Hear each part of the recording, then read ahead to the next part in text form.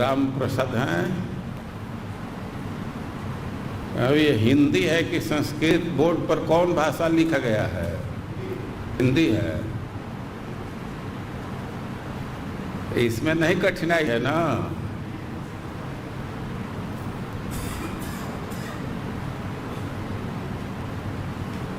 श्रीनाथ दिखाई दे रहा है?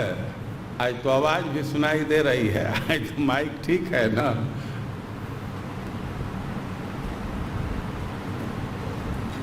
साधन भक्ति,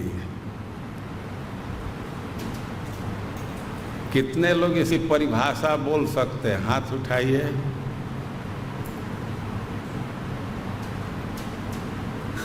श्रीनाथ, साधन भक्ति किसको कहते हैं? बोलो, खड़ा होकर के माइक दीजिए उसको, यहीं आकर के माइक ले लो।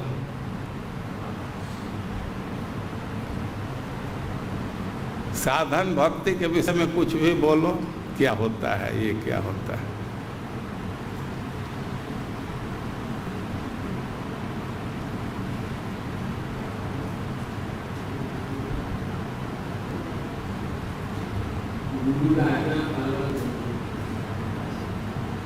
गुरु का आज्ञा पालन करना, ठीक, ये तो जरूर है। साधन भक्ति है, लेकिन ठीक है, साधन भक्ति की परिभाषा नहीं बतला सकते हो। जब परिभाषा की परिभाषा कौन बतलाएगा? परिभाषा किसको कहते हैं? बोलिए, माइक दीजिए प्रेमांजन को। दौड़ करके आ जाओ आगे।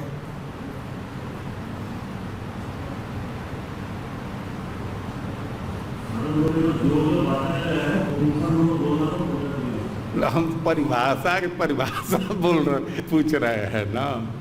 परिभाषा किसी चीज़ का करना बहुत कठिन होता है, लेकिन परिभाषा का मतलब है कि जिस विषय को व्यक्त करना है उसके शब्द में रख दिया जाए और उस विषय का कोई अंश छूटे ना और कोई दूसरा अंश उसमें घुसे ना।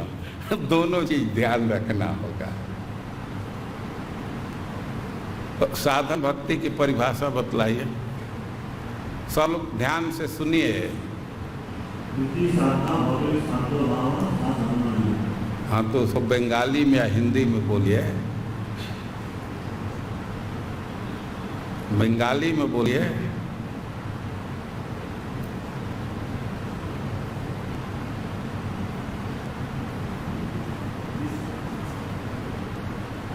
जिस भक्ति का संपादन इंद्रियों से किया जाता है और जिसका साधन भक्ति का अर्थ है कि अपने इंद्रियों से भक्ति का संपादन किया जाता है और उसका लक्ष्य भाव भक्ति है। श्रीनाथ, समझ में आया? कितना दिन के लिए? ये कोई कठिन चीज है राम प्रसाद? ये संस्कृत है कि हिंदी है? तो अब सब साधन भक्ति को समझ गए ना। श्लोक बोल दिया जाता है प्रमाणिकता के लिए। कोई भी श्लोक बोल करके तो नहीं छोड़ते हैं ना, हिंदी उसका बतलाते ही है ना। वैसे श्लोक की भी जिसकी धारणा रहेगी उसको बहुत अच्छा माना जाता है। साधन भक्ति की परिभाषा परीक्षा में पूछ रहा है तो श्लोक भी लिख देंगे तो उसको और अच्छा माना जाएगा।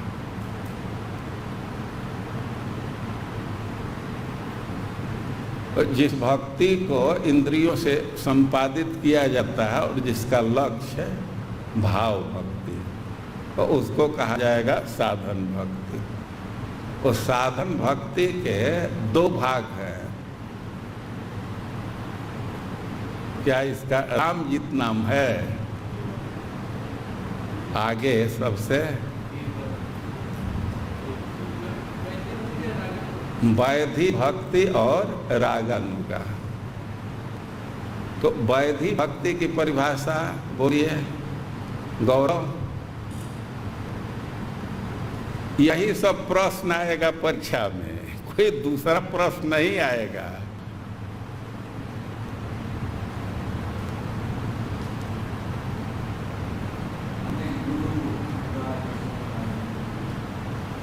हमें तो वो कौन भक्ति नहीं जाएगा, वो तो किसी भक्ति में आ जाएगा। ठीक है, अपने गुरु के आदेश का पालन करना, ये साधन भक्ति है कि नहीं? प्रेमांजन, रागानुगा भक्ति है कि नहीं?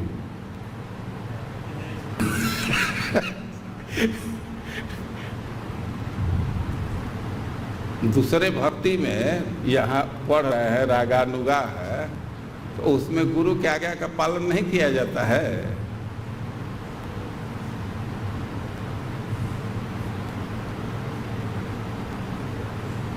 इतना याद आ रहा है कि कभी सुने हैं कि वो भी सुने भी नहीं हैं।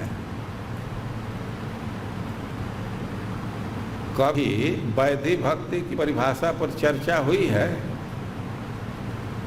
कितने लोगों को इतना केवल याद है कि किसी दिन इस पर चर्चा हुई थी?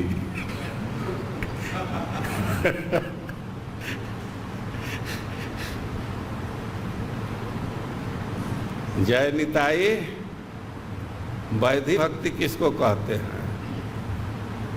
किसी भाषा में बोल सकते हैं? माइक दीजिए।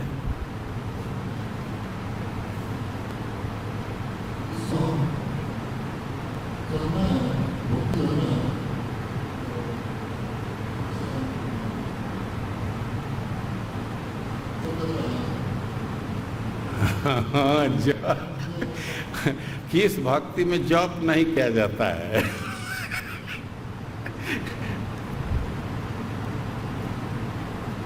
हाँ, श्री वैकुंठ को दे दीजिए।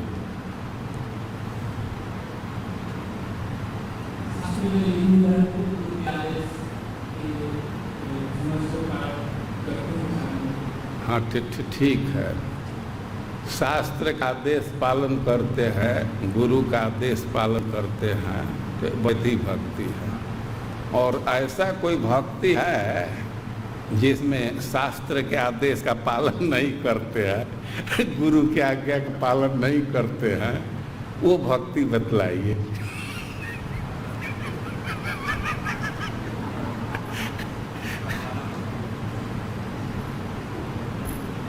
देखिए, फिर से सुन लिए तो कैसे आप लोग परीक्षा लिखेंगे?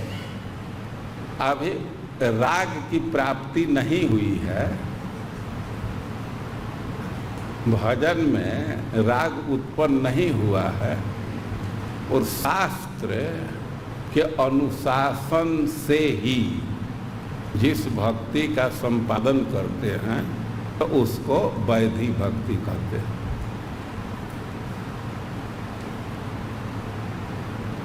इसमें वैधि भक्ति में अभी राग की प्राप्ति नहीं हुई।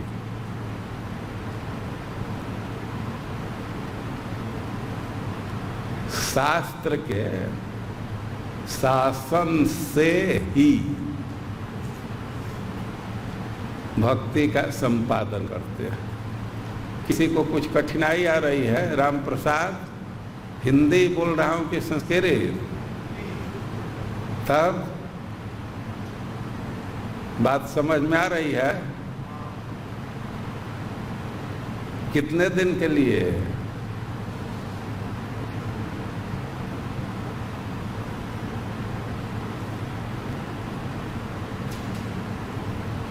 अभी बोल सकते हैं वैधि भक्ति की परिभाषा? राम प्रसाद, बोलो वैधि भक्ति की परिभाषा।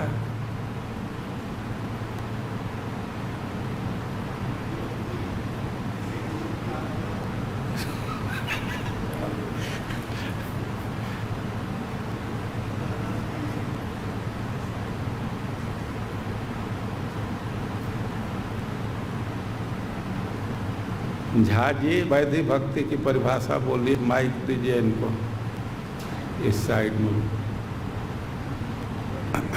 माइक पहुंचाइए इधर।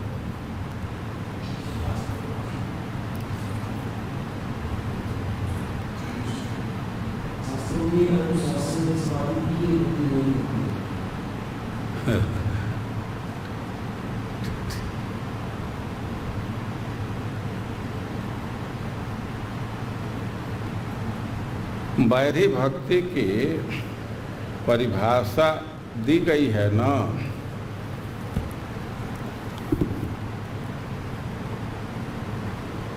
यह श्लोक तो पता नहीं है कि नहीं।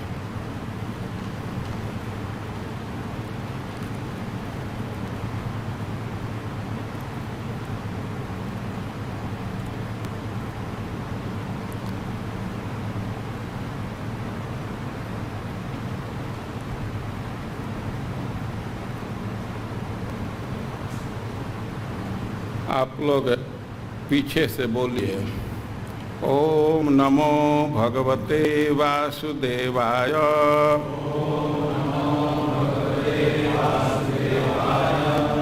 यत्र राग अनवाप्त्वात् प्रवृत्तिरुपजायते शासने नैव शास्त्रस्य सा वैधि भक्तिरुच्यते। यह श्लोक नहीं होगा ना। यत्र रागान्वाप्तत्वात्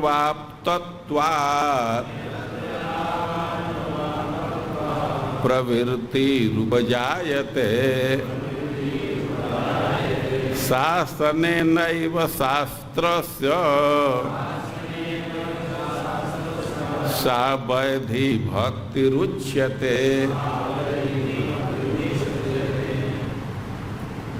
इतना का कौन अर्थ है बतला सकता है? सा वैधि भक्तिरुच्यते है कौन? उसको वैधि भक्ति कहते हैं। ठीक है, वह वैधि भक्ति कही जाती है। तो इतना तो समझ में आ रहा है ना कि वैधि भक्ति की परिभाषा दे रहा है। वह वैधि भक्ति कही जाती है। कौन कही जाती है वैधि भक्ति? जहाँ अभी राग की प्राप्ति नहीं है, फिर भी भक्ति में प्रवृत्ति है। कैसे है प्रवृत्ति? शासने नैव शास्त्रस्य, शास्त्र के शासन से ही।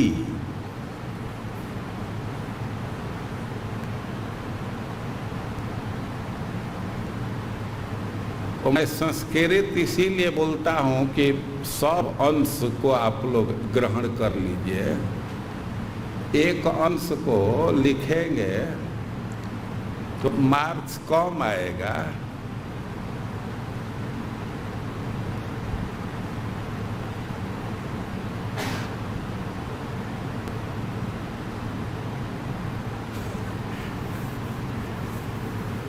गुरु की आज्ञा हर भक्ति में है। ऐसा कोई भक्ति नहीं है कि वहाँ गुरु की आज्ञा न पालन किया जाए तो अपराध हो जाएगा ना।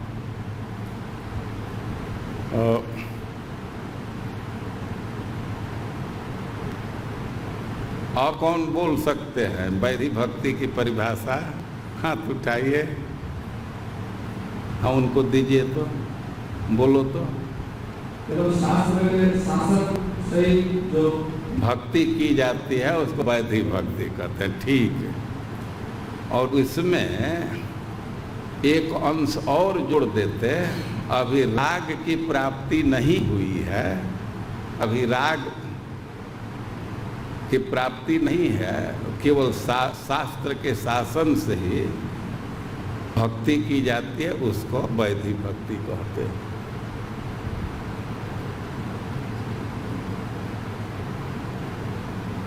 हाँ, ये है यत्र रागान, लेकिन एक लाइन उधर चला गया है।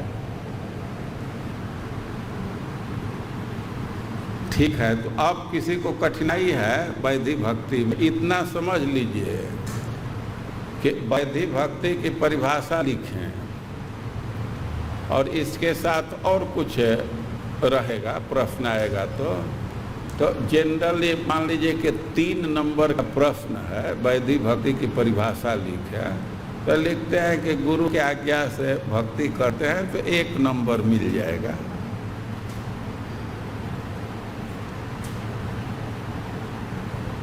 जीरो नहीं मिलेगा, 1 नंबर मिलेगा। और ये रूप गोस्वामी का शब्द है ना, यत्र रागान अनवाप्त्वात् प्रवृत्ति रूपजायते शासने नैव शास्त्रस्य सा वैधि भक्ति रुच्यते।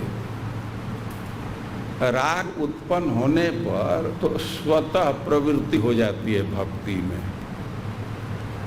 लेकिन वैधि भक्ति में शासन से भक्ति करते हैं। अभी तो अधिकांश लोग मंगला आरती में शासन से ही जाते हैं। कुछ लोग हैं कि वे बेचैन हो जाएंगे, स्वाभाविक जाते हैं। तो शासन से भी भक्ति करते हैं तो करते करते वह रागानुगा में परिणत हो जाती है।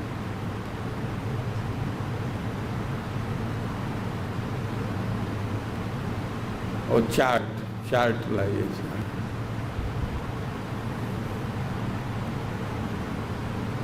याद हो या न हो, ये जो चार्ट है साधन भक्ति के 2 भेद, वैधि भक्ति और रागानुगा।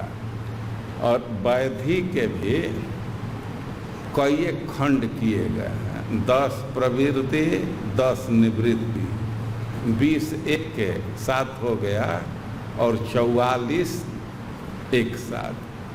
तो इसमें किसी को कठिनाई नहीं है समझने में ना। शुभम, वैधि भक्ति के कितने अंग हैं? 64। ठीक लाखों हरिभक्ति विलास में है ना। भक्ति रसामृत सिंधु में 64, और 64 को 2 खंड में बांटा गया है।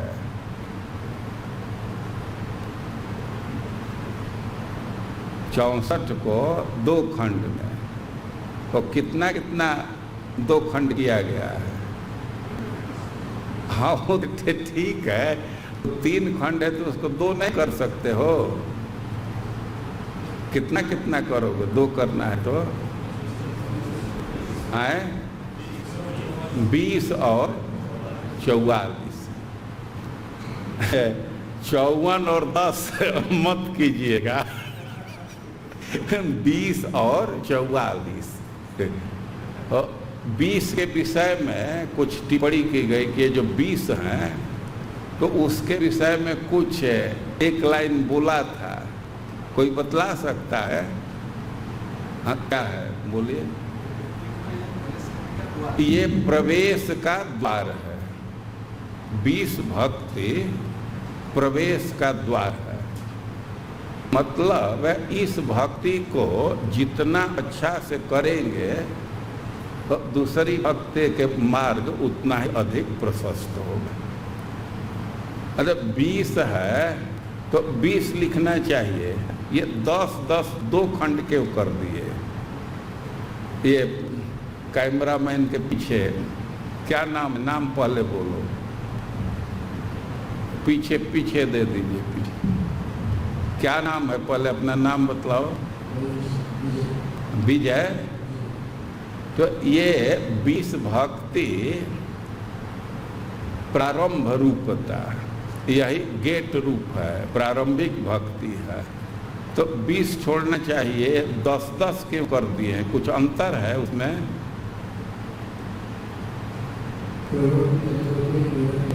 प्रवृत्ति 10 है और 10 निवृत्ति है। प्रवृत्ति का और निवृत्ति अलग अलग चीज होता है।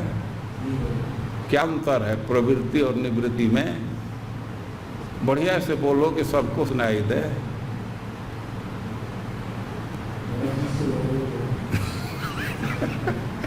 अंतर नहीं बदला पाओगे, इतना जानते हो कि अंतर है।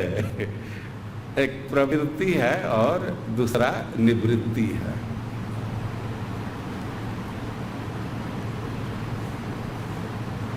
कौन बतलाएगा प्रवृत्ति और निवृत्ति का अर्थ? इनको दीजिए, अपने आगे दीजिए। रस सिंधु है ना, राग।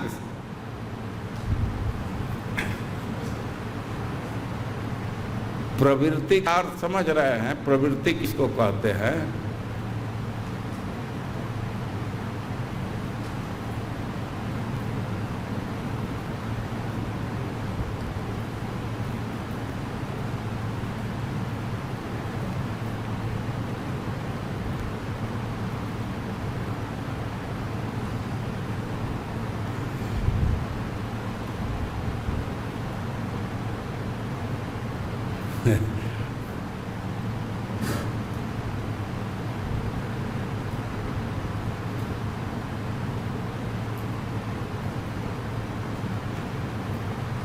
राम प्रसाद, ये तो हिंदी संस्कृत दोनों है ना।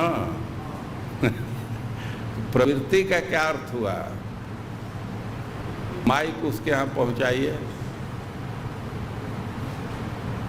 बहुत लोगों का नाम नहीं जानता, वो अटेंडेंस लेने पर नाम धीरे धीरे पता चल जाता है। तो मतलब इसी बात पे बताएंगे कि जिससे हमें करना चाहिए, हमें करना चाहिए, ठीक है। वो सब करने के बाद हम आगे बढ़ सकते हैं। प्रवृत्ति का अर्थ है कि जिधर जाना है, जिसको पकड़ना है, जिसको करना है।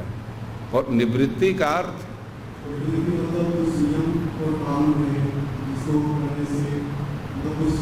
निवृत्ति मतलब जिससे बचना है, जिससे दूर हटना है।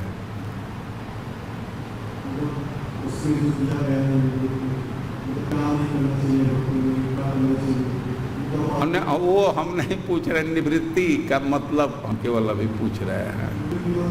निवृत्ति मतलब जिससे बचना है, उसको करना नहीं है, बल्कि सावधान रहना है कि भूल से वो हो न जाए। तो ऐसा कोई एक कार्य बताइए धर्मसार जिससे बचना है, जिससे बचना ही भक्ति है। तो एक कोई कार्य बतलाइए।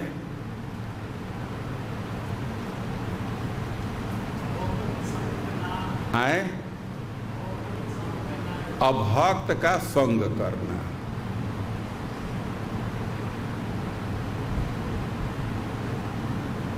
तो इसको दूसरे शब्द में कौन कहेगा? अभक्त का संग त्याग। तो ये प्रवृत्त्यात्मक संग नहीं करना है। अभक्त के संग से बचना है। एक हुआ, और कोई दूसरा कार्य जिसको नहीं करना है, जो निवृत्ति परक है, जिससे बचना है। नाम अपराध, ठीक। और कोई है? सुनाई नहीं दे रहा। देवता का अनादर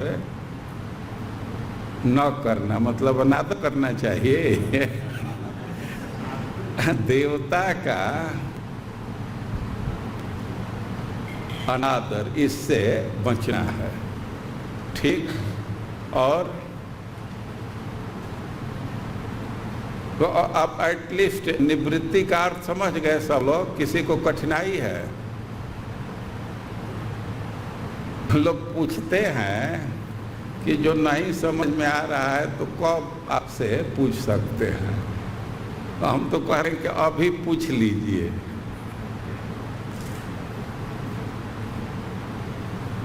तो वैधि भक्ति का खंड किया गया है 20 और 44, 64 अंग को, 20 को भी दो भाग कर दिया गया, एक प्रवृत्ति, एक को निवृत्ति। तो प्रवृत्ति है 10, निवृत्ति है 10। तो प्रवृत्ति 10 है। तो 10 प्रवृत्ति का कभी नाम कोई सुना है? ये 10 भक्ति का अंग है। कहीं भी किसी व्यक्ति से कभी आप नाम सुने हैं? हाथ उठाइए कोई सुना हो तो।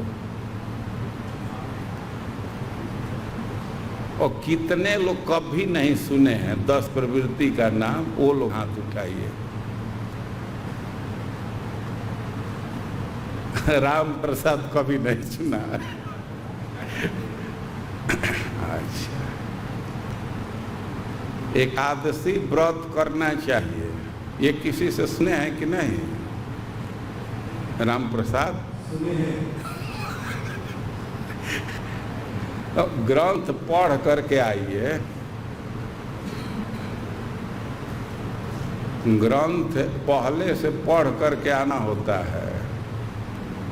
अभी हम लोग अध्याय 7 प्रारंभ किए हैं ना, तो अध्याय 7 आज कौन कौन पढ़ करके आए हैं?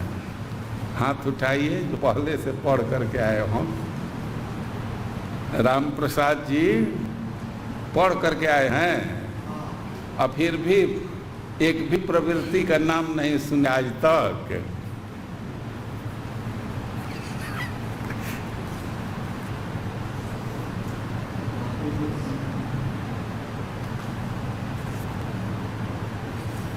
ग्रंथ पढ़ करके आए और एक भी प्रवृत्ति का नाम नहीं सुने हैं।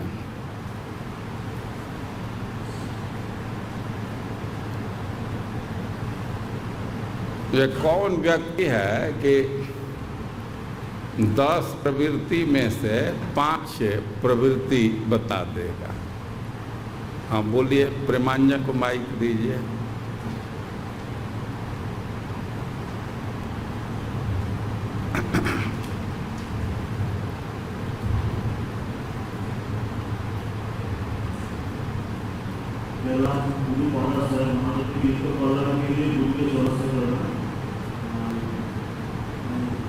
गुरु के चरण का आश्रय।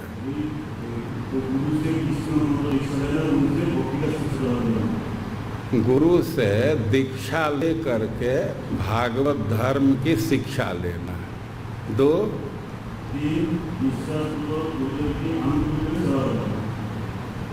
निष्कपट भाव से गुरु की सेवा करना, विश्वास पूर्वक गुरु की सेवा करना।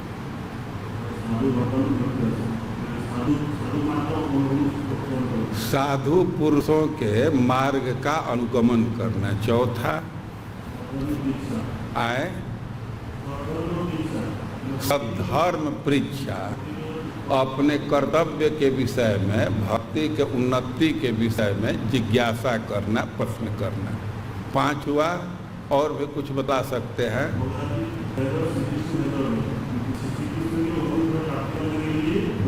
भोग का त्याग करना, कृष्ण के संतुष्टि के लिए भोग का त्याग करना। और द्वारका आदित्य भगवान के धाम या गंगा आदि तीर्थ के नज़दीक निवास करना, भगवान के धाम में या तीर्थ में निवास करना। और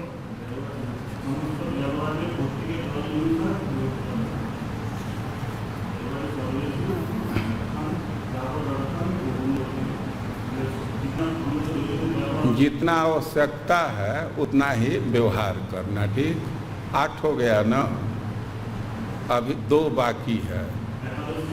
एकादशी व्रत का पालन करना, पीपल, आंवला इत्यादि वृक्षों का सम्मान करना। राम प्रसाद कभी सुने थे पहले इन सब बात को?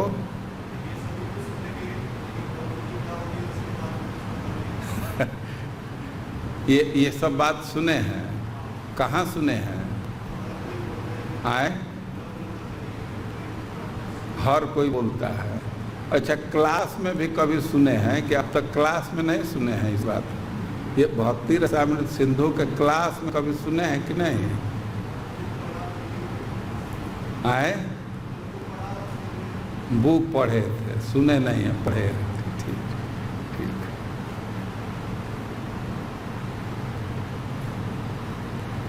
तो अब ये साधन भक्ति का क्या स्वरूप है, समझ में कुछ आ रहा है? ये चार्ट दिया गया है, इसका मतलब समझ में आ रहा है आप लोगों को? कन्हैया, हिंदी भी समझ में आता है ना कि केवल अंग्रेजी?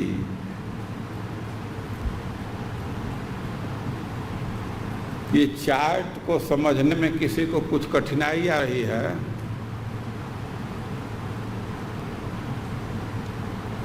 सबको एक साथ ले चलना थोड़ा कठिन होता है। ये हर क्लास के लिए एक चुनौती होता है।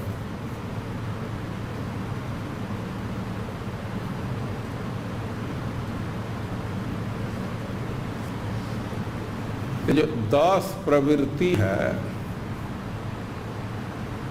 इसमें 3 अंग को, 3 भक्ति को सबसे अधिक महत्वपूर्ण माना जाता है। वो कौन कौन है 3? बतलाई, माइक किधर दीजिए। ये टोटल 64 भक्ति है। इसमें 20 प्रारंभ रूपता है, लेकिन 20 में भी सबसे अधिक महत्व का 3 भक्ति है। कौन कौन? गुरु पादाश्रय, ठीक। गुरु से दीक्षा और शिक्षा, और गुरु की सेवा करना। एक सुविधा है कि जो सबसे महत्वपूर्ण है, तीनों गुरु से रिलेटेड है।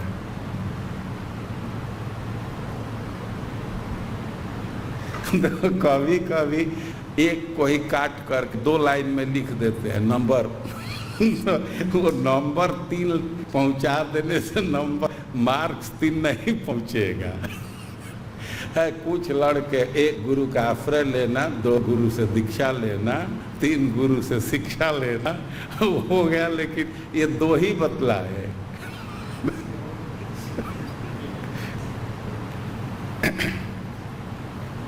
गुरु से गुरु का आश्रय लेना,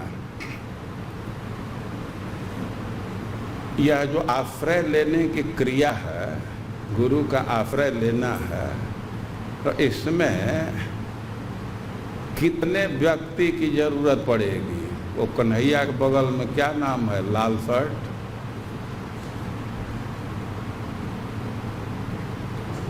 ये आश्रय लेना है किसी का, तो इसमें कितने व्यक्ति की आवश्यकता है? आए? नहीं समझ। अच्छा, नाम अभी बतलाए। हम प्रश्न पूछ रहे हैं कि आश्रय लेना है किसी का, तो इसमें कितने व्यक्ति की आवश्यकता है? कौन बतला सकते हैं? हाथ उठाइए। गौरव, कितने व्यक्ति की जरूरत है? 1 व्यक्ति की, 2 व्यक्ति के। झगड़ा? कौन लोग 1 के पक्षधर हैं और कौन 2 के पक्षधर? हाथ उठाइए।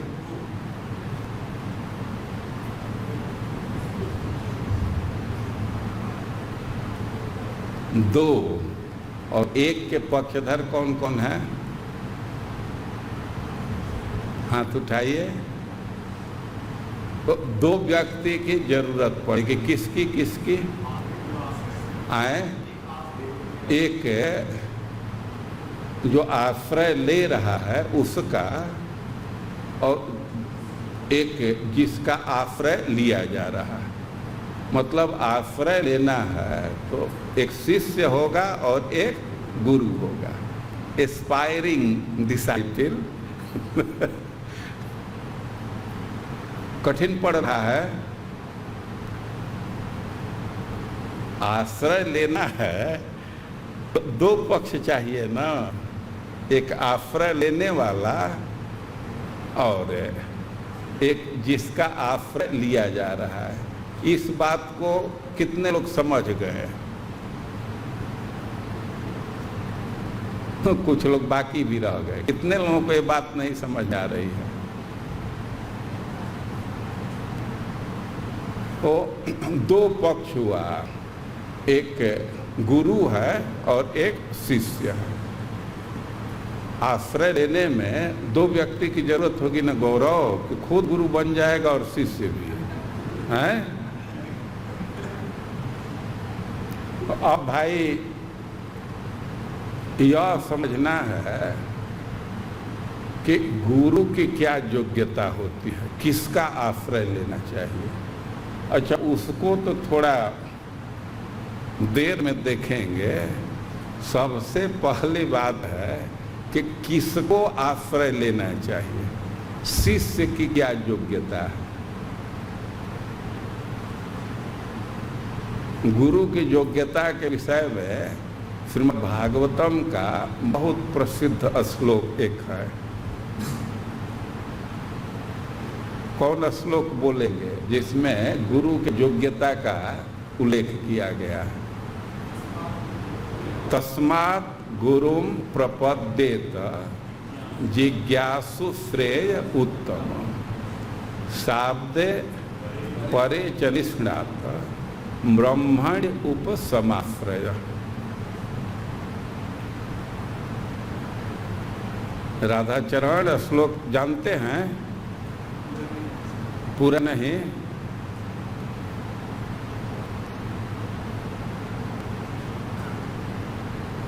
भक्ति शास्त्री के पहले एक कोर्स BIH में कराया जा रहा है।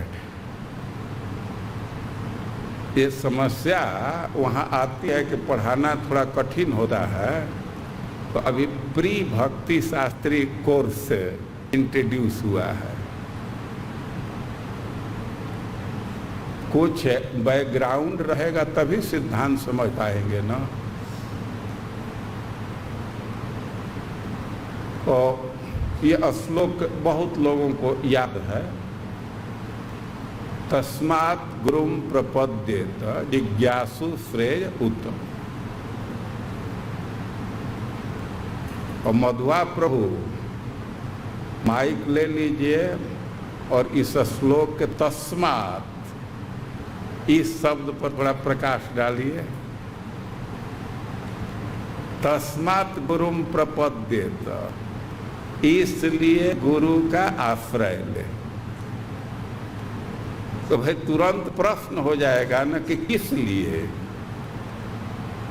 तो उत्तर दिया जा रहा है जिज्ञासु श्रेय उत्तम, जब उत्तम श्रेय का जिज्ञासा हो।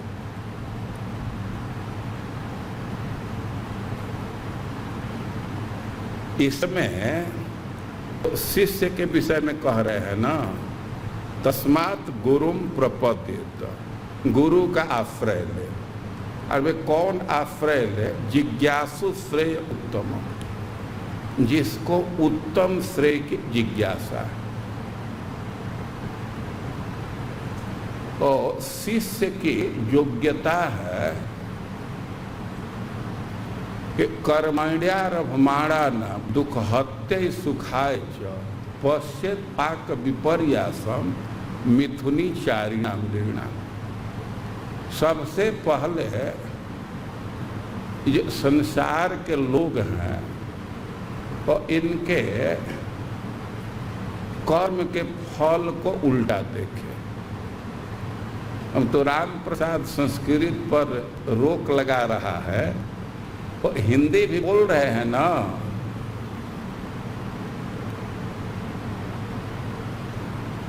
शिष्य को पश्येत् पाक विपर्यासम, रिजल्ट उल्टा देखे। भाई किसका रिजल्ट उल्टा देखे?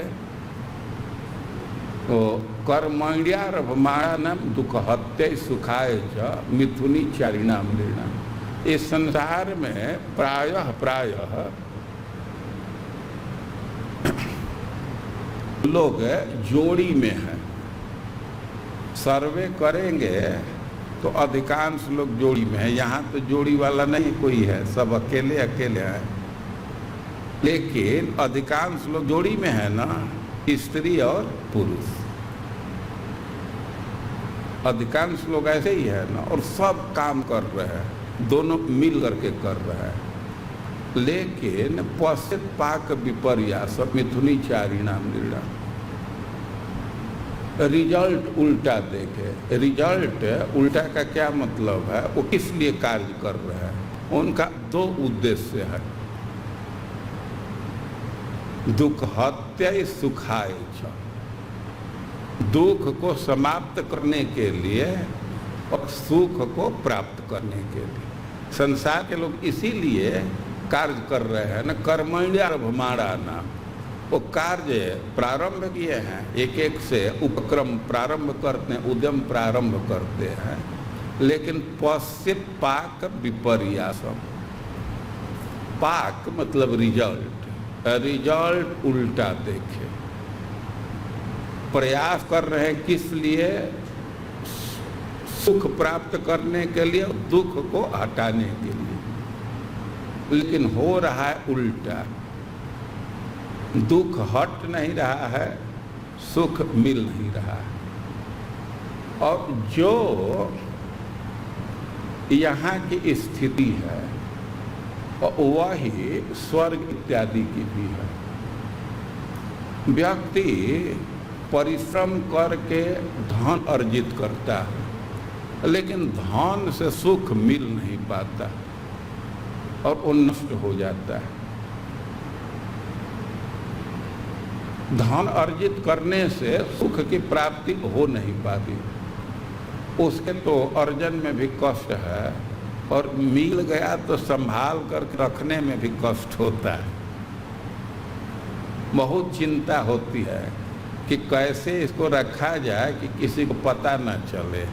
सरकार को पता चलेगा तो टैक्स उस पर ले लेगा, पूरा आपको नहीं छोड़ेगा, छोड़ेगी सरकार।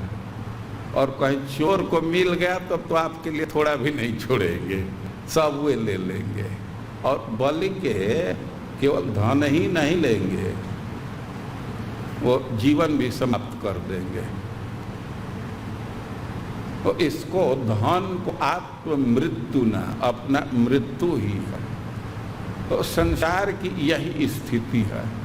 तो जब ऐसा दिखने लगे कि ना धन से हम सुखी नहीं हो सकते, जो लोग भी ऐसा प्रयास कर रहे हैं तो वास्तव में उनको सुख की प्राप्ति हो नहीं रही, दुख उनका समाप्त हुआ नहीं। तो जब ऐसा उसको अनुभव होने लगे, दिखलाई देने लगे, तो भाई अब क्या करें, समस्या आ जाएगा ना।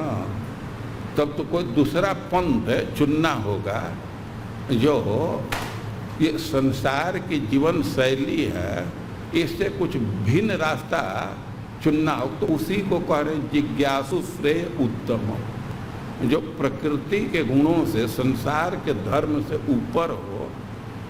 तो अब ऐसे पंथ की जिज्ञासा हो तब गुरु का आश्रय लेना चाहिए। जब तक संसार अच्छा लग रहा है तो वह व्यक्ति गुरु के आश्रय लेने का योग्य नहीं है।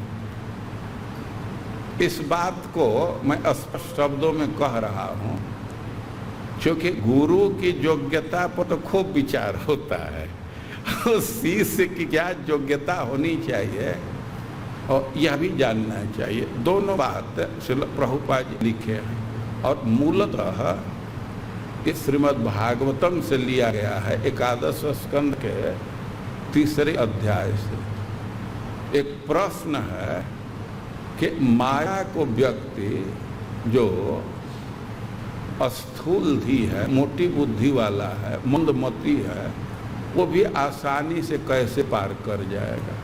तो उसके उत्तर में ये गुरु से रिलेटेड सब बातें, तो विस्तार से पढ़ना हो तो श्रीमद् भागवतम से पढ़ना चाहिए। लेकिन संक्षेप में यहाँ भी दिया गया है। और कोई व्यक्ति माइक ले करके और अध्याय 7 प्रथम परिच्छेद पढ़िए। किसके पास माइक है? माइक किधर है? मधुआ प्रभु के पास गया। आप धर्मात्मा प्रभु पढ़िए।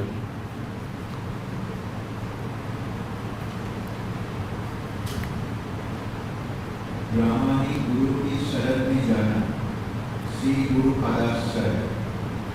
श्रीमद् भागवत में 11:21 महाराज नीति से प्रभुत्व कहते हैं, हे राजन, आप इसे निश्चित समझें कि इस भौतिक जगत में कहीं कोई सुख नहीं है। यह सोचना मेरी भूल है कि यहाँ सुख है, क्योंकि यह जगत क्लेशों से ही पूर्ण है। जो व्यक्ति वास्तविक सुख पाने का सच्चे दिल से इच्छुक है, उसे प्रामाणिक गुरु की खोज करके दीक्षा ग्रहण करनी चाहिए। देख रहे हैं ना, इसके पहले एक शिष्य की क्या दृष्टि होनी चाहिए उसको बतलाए 2 वाक्य में, कि उसको अनुभव होना चाहिए कि इस संसार के जीवन में सुख नहीं है। तो भाई सुख कैसे मिलेगा? तब उसको प्रमाणिक गुरु का आश्रय लेना चाहिए। तो समझ रहे हैं, 2 चीज समझना होगा। शिष्य की क्या योग्यता है। जब तक शिष्य उस चेतना पर नहीं आएगा, तब तक गुरु से बहुत लाभ नहीं मिल पाता। हम तो इसकी व्याख्या में 1-2 श्लोक बोलते हैं। श्रीमद् भागवतम में ही जब भरत जी की उक्ति है, न तस्य तत्वं ग्रहणाय साक्षात् वरीयसीरपि वाचः समासः स्वप्ने निरुक्त्या गृहमेधि सौख्यम न जस हेयानुमित स्वयं स्यात्। कारण कि उस व्यक्ति को उपनिषद भी तत्व का बोध नहीं करा सकता। किस व्यक्ति को? जिसको अपने से ही गृहस्थी के सुख में हे बुद्धि नहीं है। अभी कैसे हे बुद्धि हो जाएगी? स्वप्ने निरुक्त्या। आप कोई सपना देखे तो कहीं से आपको शिक्षा देना पड़ता है कि ना वो सच्चा नहीं है। सपना में नोट का गड्डी पा गए और इसके लिए किसी को इंस्ट्रक्शन देना पड़ता है, समझाना पड़ता है कि ना उसका वैल्यू नहीं है। अपने से समझ जाते हैं कि वो तो सपना में था, उसका महत्व देते हैं। और हे बुद्धि करने के लिए अब कहीं कोर्स से अटेंड भी नहीं करना पड़ता, अपने से कर लेते हैं ना। तो वैसे ही जैसे सपना में हे बुद्धि कर लेते हैं, वैसे ये संसार के जीवन में हे बुद्धि होना चाहिए। और जब तक हे बुद्धि नहीं है, तब तक उस व्यक्ति को उपनिषद भी तत्व का बोध नहीं कर पाएगा। चाणक्य पंडित इस बात को कहते हैं कि यस्य नास्ति स्वयं प्रज्ञा शास्त्रः किम करिष्यति। जिस व्यक्ति को अपना कुछ विवेक नहीं है, तो उसको शास्त्र क्या करेगा? उपलक्षण गुरु, गुरु तो शास्त्र का ही बात समझाता है ना। लोचनाभ्याम विहीनस्य दर्पणः किम करिष्यति। जिसका दोनों आंख फूटा हुआ है, तो दर्पण से क्या लाभ मिलेगा? कुछ दर्पण से लाभ मिलेगा? तो भाई ये क्वेश्चन पेपर में भी है कि एक शिष्य की क्या योग्यता है। अब फिर से मत कहिएगा कि ये कहाँ है। देख रहे हैं ना, सबसे प्रारंभ में ही शिष्य की योग्यता से ही इसको प्रारंभ किया गया। तो इसको जितना विस्तार करें, हमको तो ये बोलने में अच्छा ही लगता है, लेकिन 1 घंटे में पूरे अध्याय को भी पूरा करना है, ये भी देखना है। और इतना समझ लीजिए कि गुरु पाराश्रय में 2 चीज देखना है, शिष्य की योग्यता और गुरु की योग्यता। शिष्य की योग्यता है कि उसे अनुभव होना चाहिए कि संसार में सुख नहीं है, और जो स्थिति इस संसार की है वही स्थिति स्वर्ग इत्यादि की भी। तब कोई दूसरा स्टाइल अपनाना चाहिए। जब यह इच्छा कोई दूसरे स्टाइल के विषय में जानने की इच्छा हो, तस्मात् गुरु प्रपद्येत, तब गुरु का आश्रय ले। अरे गुरु का आश्रय, तो गुरु कैसा होना चाहिए, तो उसके विषय में कह रहे हैं कि शाब्दे ब्रह्मे शाब्दे परे च निष्णात। वो 2 चीज में उसको निष्णात होना चाहिए। शास्त्र में निष्णात का अर्थ है कि न्यायतः विद्वान होना चाहिए, उसको लॉजिकली प्रेजेंट करने की क्षमता होनी चाहिए। यदि ऐसी क्षमता नहीं है तो शास्त्र के अपने शिष्य के संशय का छेदन नहीं कर पाएगा। तो शाब्दे निष्णात, शब्द ब्रह्म में, वो भी भगवान का ही रूप है वेद शास्त्र, तो उसमें निष्णात होना चाहिए। और परे बहुत सारे लोग हैं कि शास्त्र को खूब अच्छा से प्रस्तुत कर देंगे, आपको खूब अच्छा से समझा देंगे, लेकिन इतना ही गुरु की योग्यता नहीं है। उससे पर ब्रह्म में निष्णात होना चाहिए, भगवान का भी अनुभव होना चाहिए। अरे भाई, कैसे पता चलेगा कि वो शास्त्र में निष्णात है और भक्ति में निष्णात है? तो कह रहे हैं कि कैसे ब्रह्मणि उपसमाश्रय, जब शब्द ब्रह्म में और पर ब्रह्म में निष्णात है तो उसका लक्षण आएगा कि उपशम को धारण करेगा। उपशम का अर्थ है कि भोग की वृत्ति शांत हो जाएगी। जब तक भगवान का अनुभव नहीं है तभी तक इंद्रियां भोग के तरफ दौड़ती हैं। भगवान का अनुभव हो जाए तो भोग के प्रति वृत्ति नहीं रहेगी। और इसी को उपदेशामृत से आप लिख सकते हैं, श्रील प्रभुपाद जी जैसा दे रहे हैं कि वाचो वेगम, जिह्वा वेगम, ये जो 6 वेग है इससे रहित होना चाहिए। और संस्कृत से और अच्छा से समझ में आ जाता है। मधुआ प्रभु श्लोक के लिंग को समझ रहे हैं ना? शाब्दे परे निष्णातम ब्रह्मणि, शाब्दे ब्रह्मणि परे ब्रह्मणि निष्णात। इसका लक्षण क्या आएगा कि उपसमाश्रय, उपशम कहते हैं शांति को। अब उसका इंद्रिय लोलुप नहीं रहेंगे, काम क्रोध से वो विचलित नहीं होगा।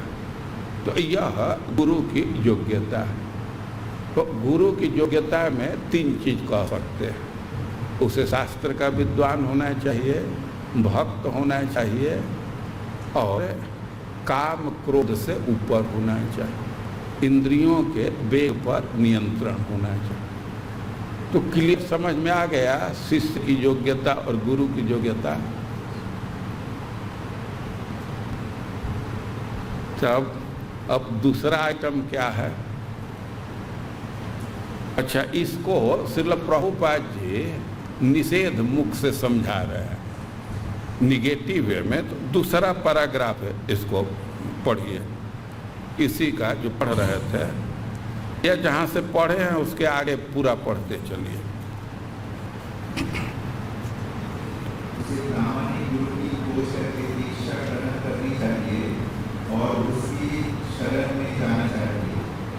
गुरु की पात्रता यही है कि उसे विवेचन तथा तर्क द्वारा शास्त्रों के निष्कर्षों से अवगत होना चाहिए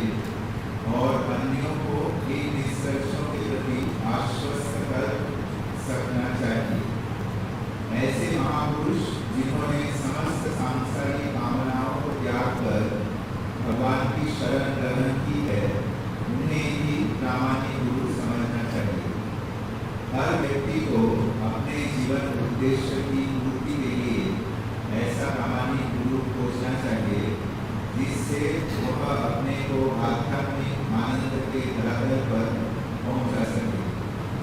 हाँ, आगे के पैराग्राफ में तात्पर्य यह है कि मनुष्य को चाहिए कि वह ऐसे व्यक्ति को गुरु न बनाए जो एक नंबर का मूर्ख हो, जिसे शास्त्रीय आदेशों के अनुसार दिशा ज्ञान न हो, जिसका चरित्र संदेहास्पद हो, जो भक्ति के सिद्धांतों का पालन न करता हो, अथवा जिसने इंद्रिय तृप्ति करने वाले क्षय माध्यमों पर विजयता न की हो। इंद्रिय तृप्ति के क्षय माध्यम है जीव, उपस्थ, उदर, क्रोध, मन तथा शब्द। जिसने इन शब्दों को वश में करने का अभ्यास किया हो, उसे विश्व भर में शिष्य बनाने की अनुमति है। आध्यात्मिक जीवन में प्रगति के लिए ऐसा गुरु बनाना एक परीक्षा की घड़ी है।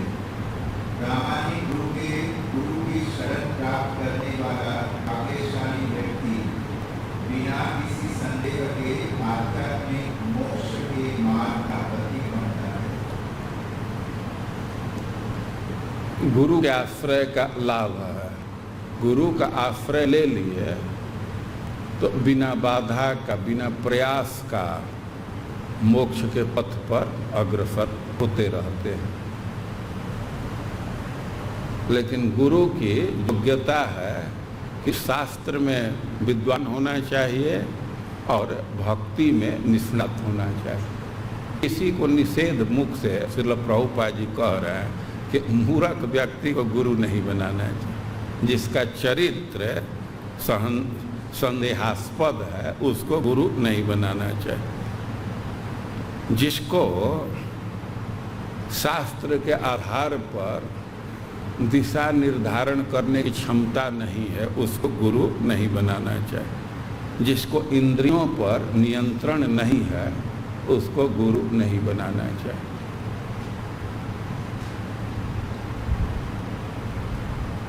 वही आप लोगों का ध्यान रहता है कि परीक्षा में कौन प्रश्न पूछा जाएगा, ये प्रश्न पूछा जाता है।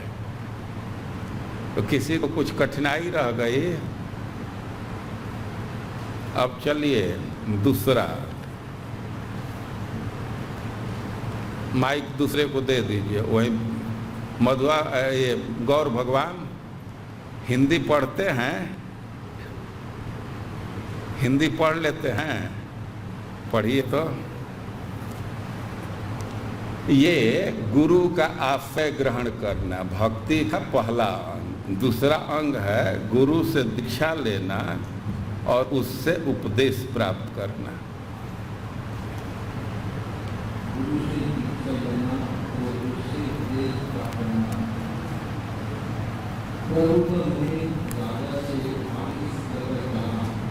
और थोड़ा जोर लगा करके पढ़िए। शिष्य को गुरु में ही नहीं अपितु भगवान को परमात्मा के प्रतिनिधि के रूप में स्वीकार करना होता है।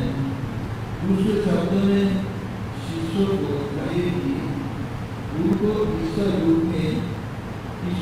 रूप माने, क्योंकि गुरु कृष्ण का बाह्य स्वरूप होता है। इसकी पुष्टि हर शास्त्र में हुई है और शिष्य को चाहिए कि गुरु को इसी रूप में स्वीकार करे।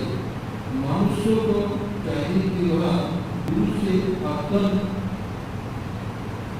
गंभीरता एवं आदरपूर्वक श्रीमद् भागवत श्रीमद् भागवत का श्रवण एवं प्रवचन ऐसे धार्मिक विधि है जो मनुष्य को भगवान की सेवा तथा प्रेम के पथ तक ऊपर ले जाती है। शिष्य को मनोवृत्ति ब्राह्मणी गुरु को प्रसन्न रखने की होनी चाहिए, यदि वह आसानी से आत्मात्मिक ज्ञान प्राप्त कर सकेगा। इसकी पुष्टि वेदों में हुई है। गोष्ठीधर गुरु गोस्वामी आगे बतलाएंगे कि किस प्रकार उस व्यक्ति को सब कुछ सरलता से प्रकट हो जाता है जिसे ईश्वर तथा गुरु में अविचल श्रद्धा होती है। ठीक है। गुरु से दीक्षा ग्रहण करना और दीक्षा ग्रहण करके भागवत धर्म की शिक्षा ग्रहण करना, ये भक्ति के वैधि भक्ति का दूसरा अंग है।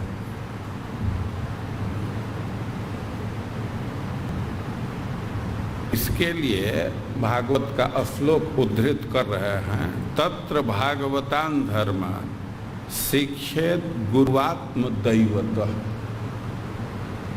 भाई शिक्षा ग्रहण करना चाहिए, लेकिन गुरु के प्रति मनोभाव क्या होना चाहिए शिष्य का, कि आत्मदैवत, बिल्कुल वे हमारे अपने हैं और परम पूज्य है, भगवान जैसे पूज्य है।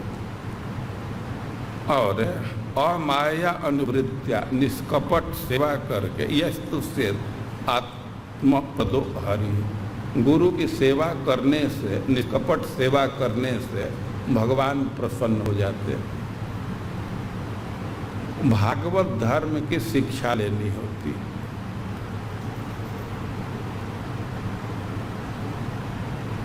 क्या क्या शिक्षा ग्रहण करना होता है, और श्रीमद् भागवतम के एकादश स्कंध के तृतीय अध्याय में पढ़ना चाहिए।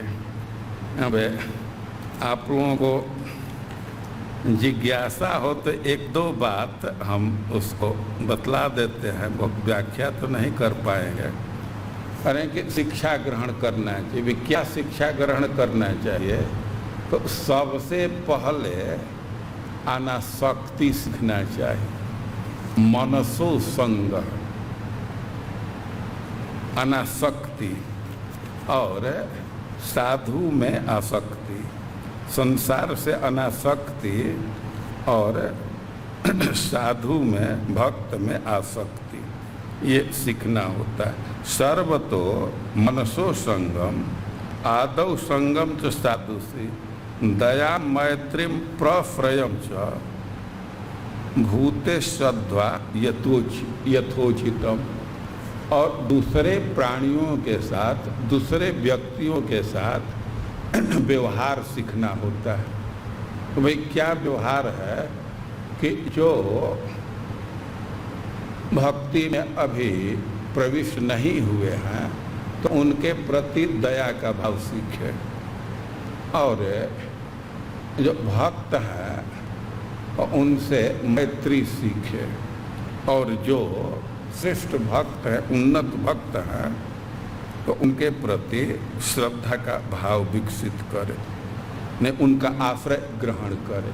प्रफ्रयम, जैसे गुरु का आश्रय लिया है तो वही भाव और भी जो श्रेष्ठ भक्त हैं उनके प्रति भी रखना चाहिए। एक तो दीक्षा गुरु हुए और शिक्षा गुरु अनेक होते हैं, तो उनके प्रति सम्मिश्र व्यवहार होना चाहिए, आश्रय उनका सीखना चाहिए, गुरु से सीखना होता है। और जो अपने समान स्तर के लोग हैं उनसे प्रेम सीखना होता है, मैत्री सीखना होता है। और जो कनिष्ठ हैं, अभी भक्ति में प्रवेश कर रहे हैं या प्रवेश नहीं किए हैं, तो उनके प्रति दया का भाव होना चाहिए, कि उनको भी भक्ति में लगाना है। और शौचम तपः तितिक्षाम च मौनम स्वाध्याय मार्जवम। शौच बाहरी सफाई और भीतरी सफाई, कपड़ा साफ रखना, शरीर साफ रखना, ये सब शौच है। और काम क्रोध को दूर करना, लोभ को दूर करना, मात्सर्य को दूर करना, ये भीतर की सफाई है। तप, तपस्या सीखना होता है। तपस्या का अर्थ है कि अपने धर्म के पालन के लिए कठिनाई सहन करना। तपस्या का सीधा सा अर्थ है अपने धर्म के पालन के लिए कष्ट सहना। कष्ट सहने को तपस्या नहीं कहते हैं। धर्म पालन के लिए जो कष्ट सहते हैं उसको तपस्या कहते हैं। कोई जाड़ा में बिना कपड़ा के जा कर के बाहर बैठ जाए तो उसको तो कष्ट होगा, लेकिन इसका कोई मतलब नहीं है। तो मंगला आरती में आने के लिए रजाई को फेंक देना, ठंडा पानी और फिर भी स्नान करना, इसको तपस्या कहते हैं। तो ये सीखना होता है। यह क्रांतिकारी परिभाषा है तप के। काम त्याग तपस्मृत,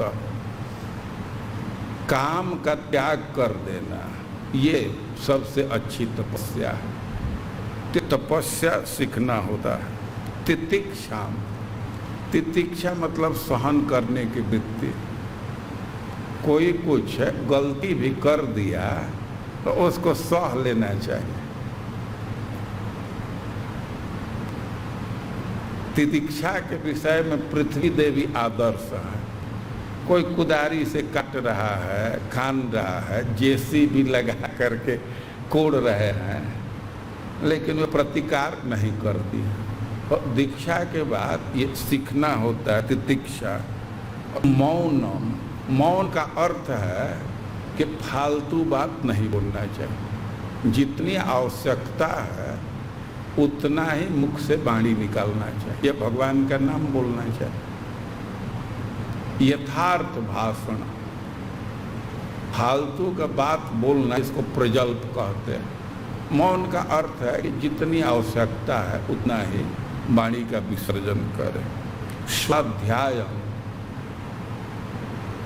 स्वाध्याय शास्त्र का अध्ययन करना। आर्जवम, आर्जवम का अर्थ है कि व्यवहार सीधा होना चाहिए।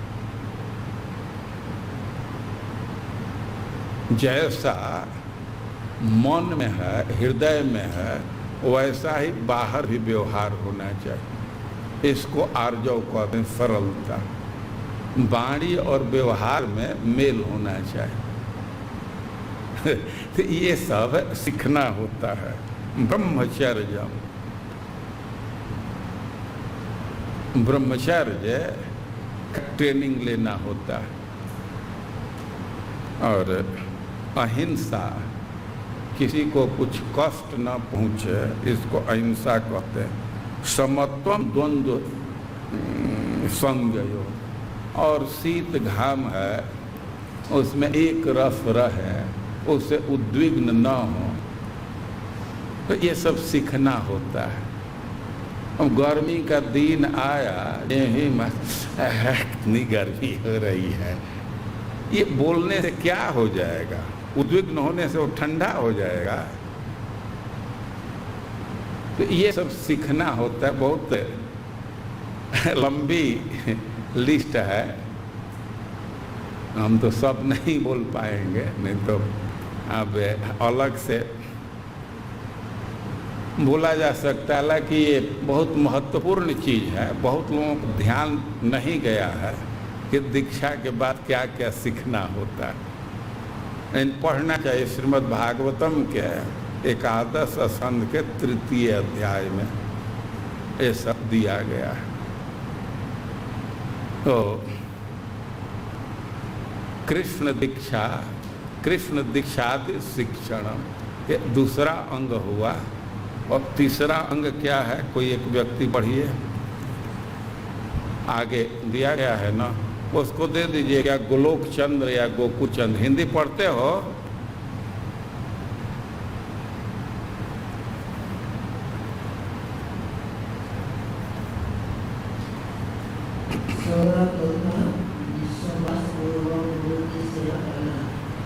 गुरु से दीक्षा लेने के विषय में श्रीलोका में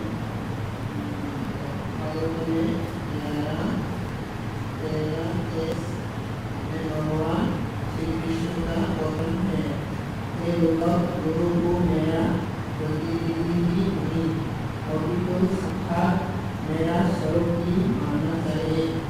उसे कभी भी सामान्य पुरुष नहीं मानना चाहिए, न ही सामान्य पुरुष की आदि उससे देश रखना चाहिए।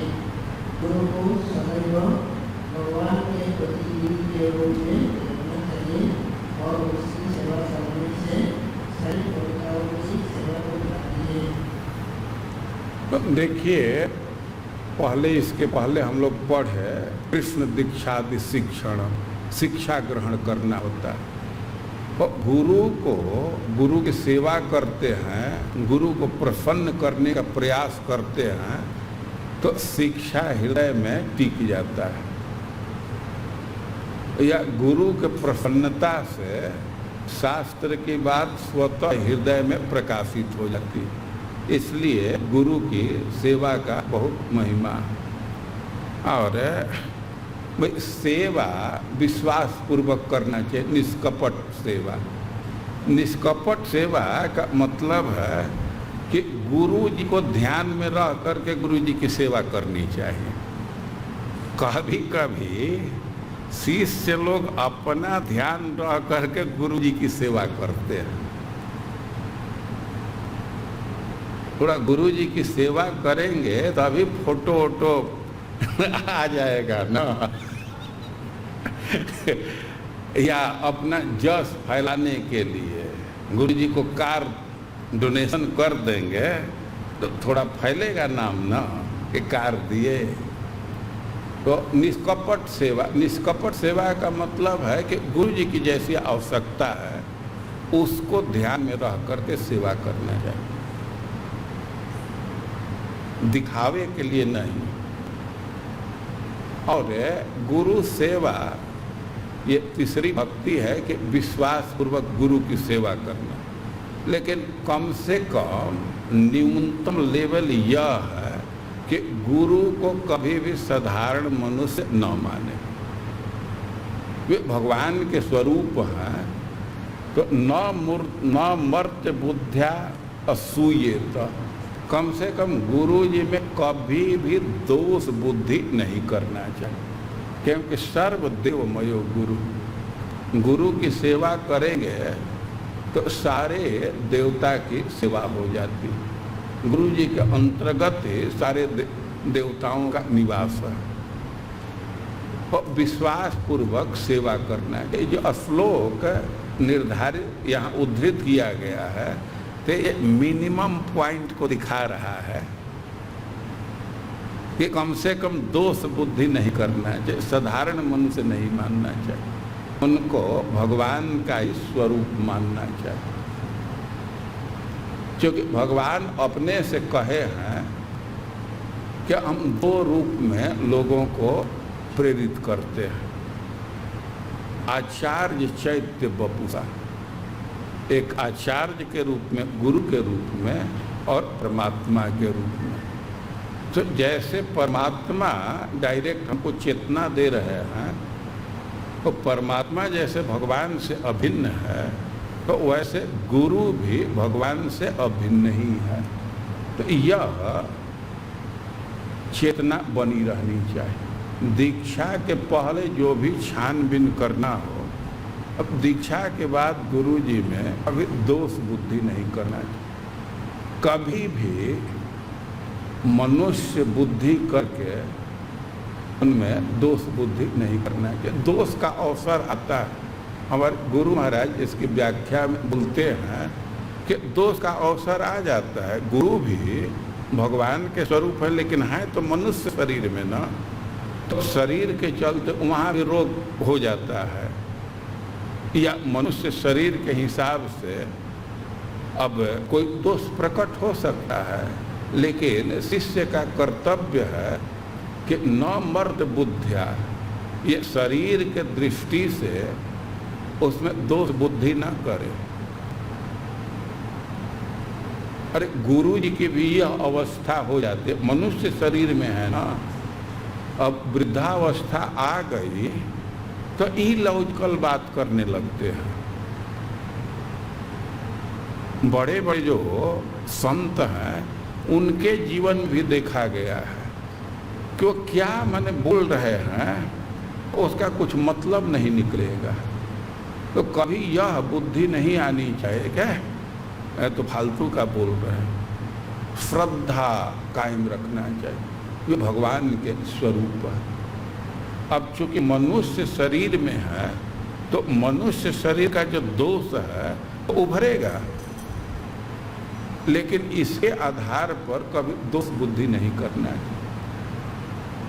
वो हमको शास्त्र का ज्ञान दिए हैं, वो भगवान के प्रतिनिधि हैं, इस श्रद्धा को बनाए रखना है। कम से कम न्यूनतम लेवल सेवा का यह इस प्रकार भक्ति के कई एक अंग हैं। वैसे तो पुरुषोत्तम मास आ जाएगा परीक्षा के लिए। हम तो सोचे थे कि आज 20 भक्ति खींच देंगे, लेकिन 3 में ही रह गए। लेकिन हमारे बोलने का कोई मतलब नहीं है। जब तक आप लोग समझेंगे नहीं तब तक हम बोल करके क्या करेंगे। लेकिन अपना मशीन ठीक रखिए, डोरा रखिए। और देखते हैं ना, सिलाई मशीन होता है, देखे हैं 2 तरफ से डोरा होता है, एक ऊपर से और एक नीचे से। तो नीचे वाला डोरा न रहे तो फट फट फट सी करके जाता है। तो आप लोग जब पढ़ करके आएंगे, अपना डोरा भीतर वाला फिट करके आएंगे, तभी हमारे बोलने का कुछ मतलब निकलेगा। तो टाइम जैसे तैसे निकाल करके पढ़ करके आइए, समझे ना। ठीक है, हरे कृष्णा।